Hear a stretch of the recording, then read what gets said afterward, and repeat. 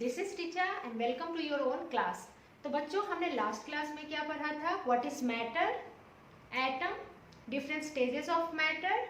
Matter is made up of atom and that atom, elements, compounds हमने पढ़ा था। Pure substance पढ़ा था और इम्प्योर सब्सटेंस पढ़ा था। आई होप आपको उसमें कोई डाउट नहीं होगी। तो आज जो हम पढ़ाई करेंगे, आज हमें नेक्स्ट टॉपिक है the states of matter are interchangeable. Okay, what do you mean by state of matter? State of matter means वो किस रूप में रहता है।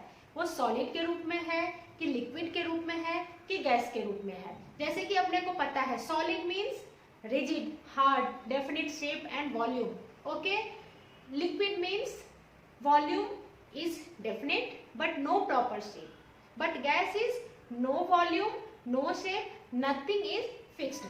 Why the shape of solid is fixed? आपको पता ही है, because they are tightly packed. It means the intermolecular space is very less in case of solid, whereas liquid intermolecular space is little bit loosely packed. Okay, that's why solid is hard and liquid is soft, or they takes the shape of its container. Okay, तो आपको उसमें कोई doubt नहीं है। हम further move करते हैं। The states of matter are interchangeable. It means क्या सॉलिड लिक्विड में चेंज हो सकता है, लिक्विड सॉलिड में चेंज हो सकता है, सॉलिड गैस में चेंज हो सकता है? Yes, definitely. हम सॉलिड को लिक्विड में चेंज कर सकते हैं, अगेन लिक्विड को हम सॉलिड में चेंज कर सकते हैं। ओके, तो when we are changing solid into the liquid, when we are changing solid into the liquid, that is called melting. Okay, when we are changing, the process by which a solid changes into a liquid is called melting. Okay, like आपके पास घी है, okay, ice ले लो, ice है, आप ice को room temperature पर बाहर रख दो, कुछ समय बाद आप देखोगे कि वो पानी बन जाता है। Before it was ice, it means it was in the shape of solid, now it is liquid, water. Okay, so this ice has been melted into water, so this whole process is melting. Here solid has been changed into liquid. Okay, तो ये क्यों हुआ?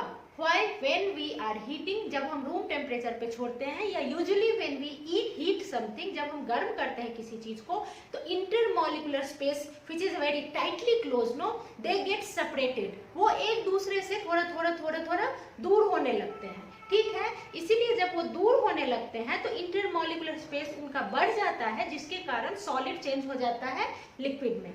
Okay, so clear how the process of melting occurs? Same opposite, the process by which liquid changes back into solid, liquid changes back into solid is called freezing. Okay, यहाँ पर क्या होता है, जब हीट नहीं, जब रूम टेम्परेचर पे हम छोड़ देते हैं और वो जब टेम्परेचर कम होता है, तो intermolecular space they again tries join together, tries to come closer, एक दूसरे के साथ जुड़ जाते हैं और वो इंटरमॉलिक्यूलर स्पेस उनका बहुत कम हो जाता है, जिसके कारण again liquid changes into solid. So here the process by which a liquid changes into a solid is called freezing. Okay, एक और आता है वेपोराइजेशन। ओके, यहाँ पर the process by which liquid changes into gas, water vapor is in the form of gas. Okay, so the process by which liquid, it means water, changes into water vapor, that means gas, is called vaporization. Okay, so how it happens? When we are heating, जब हम heat करते हैं below, जब वो slight heat हम करते हैं तो vapour starts forming. Okay, so that below the boiling point, boiling नहीं होना है। बॉइलिंग कैसे समझेंगे? बॉइलिंग मीन्स जब बबल्स आना शुरू होता है, no, but in case of vaporization, just after heating the liquid start changing into a water vapour, this process is called vaporization. Here liquid is changing into vapour. Okay, तो these were the state of changes of matter. अब क्या आता है? there are two kind of change.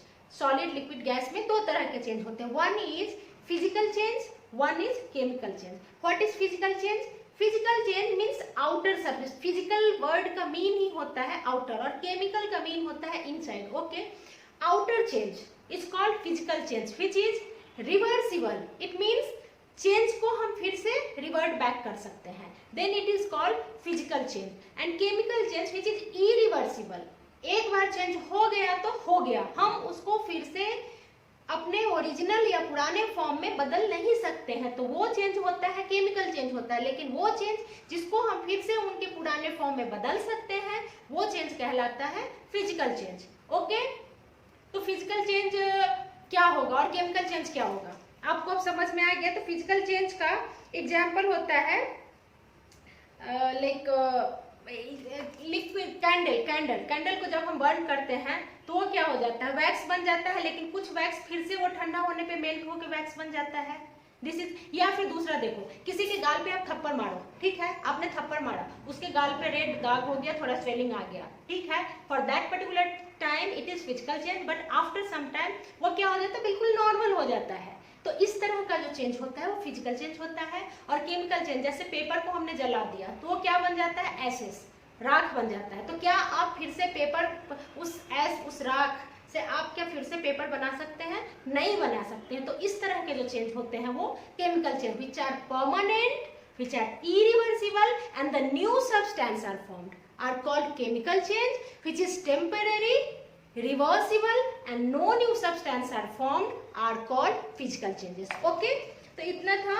अब आपके इसमें wow, this was all about your matter. So children, this was all about the matter. Now if you have any doubt, please write in the comment section. I will definitely answer all your doubt. तब तक आप पढ़ते रहिए, मैं फिर से दूसरा chapter लेके आप सबके सामने हाजिर होंगी. तब तक के लिए नमस्कार, सत श्री अकाल, take care, bye bye, love you.